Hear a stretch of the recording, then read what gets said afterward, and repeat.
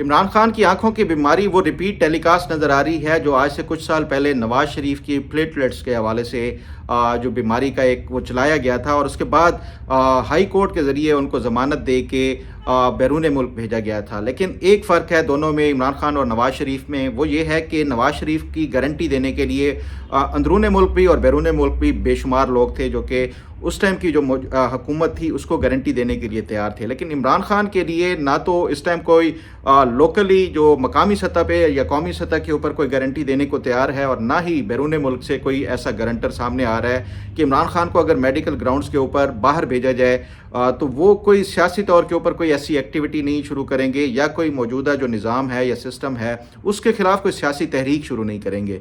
तो ये एक डिफरेंस है जो इमरान खान और नवाज शरीफ के दरमियान। अदरवाइज़ जो सूरत हाल को देखा जाए तो उस टाइम भी इसी तरह मीडिया के ऊपर बीमारी के लिए नवाज शरीफ की आवाज़ें उठना शुरू हुई थी। इवन जो सियासी रहनुमा थे मुख्तलिफ सियासी जमातों के, उन्होंने भी कहा कि ये मेडिकल ग्राउंड के ऊपर कोई इसके ऊपर हुकूमत को नहीं करना चाहिए, कंप्रोमाइज़ नहीं करना चाहिए और इनको फिलफोर रिहा करना चाहिए। और अब भी उसी तरह की आवाज़ें उठ रही हैं। लेकिन मेन मसला वही आ रहा है गारंटर के हवाले से।